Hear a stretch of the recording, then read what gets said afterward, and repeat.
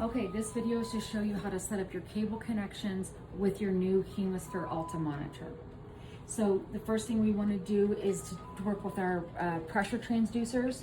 We need to send the arterial pressure and the central venous pressure directly to the Hemisphere Alta and to Philips. So the connections look a little bit different. You're going to find this cable with the red sticker on it. This is going to be your arterial pressure cable. Connect it directly to the transducer. Listen for the click so you know that it's well connected. The other end of this cable plugs in to your Alta monitor in this slot right here where the corresponding red stickers are. I'm then going to send this arterial pressure signal over to my Philips monitor through this pigtail. So this is my arterial pressure slot. I make this connection. Now arterial pressure will send over to Philips. I'm going to repeat the exact same steps for central venous pressure. I'm finding the second pressure cable with the blue sticker on it. I connect it directly to the CVP transducer. The other end goes to the Hemisphere Alta, and then the splitter, I find the CVP pressure channel for Philips, grab a cable, and make that connection. I then need to zero all my monitors, all these pressures. You're going to directly connect your pulmonary artery pressure straight to Philips. Stopcocks go up. You're going to zero your Philips monitor like normal.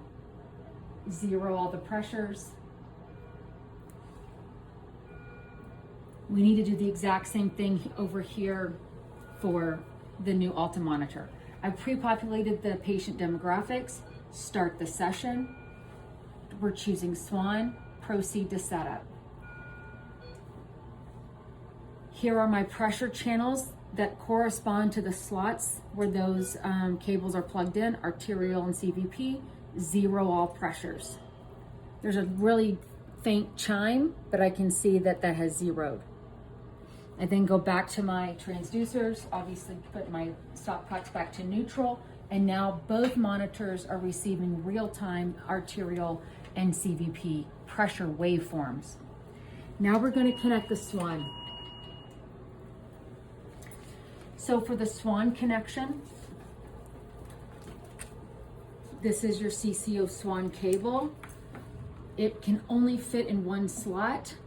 It's plugged in. You make the same two connections that you always have with your Swan. There's no change here. So the same white thermistor and the blue connection that does the thermal filament.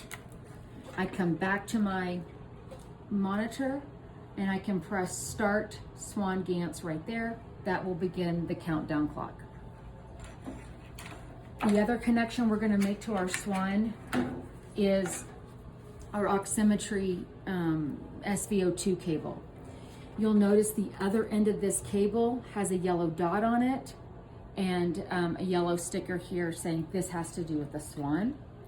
I'm going to open up the oximetry door, slide in the oximetry chip on the catheter, and close the door.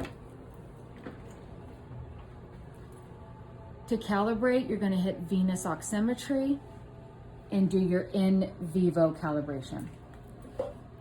Last connection that you're going to make is actually on the back of the monitor. This is your ECG slave cable, sending heart rate signal from Philips to your Hemisphere Alta. And the second connection is this EC5 and EC10 Philips connection with an Ethernet cable, and that's what sends cardiac output, cardiac index, stroke volume, all the hemodynamic data to Philips and then over to Cerner.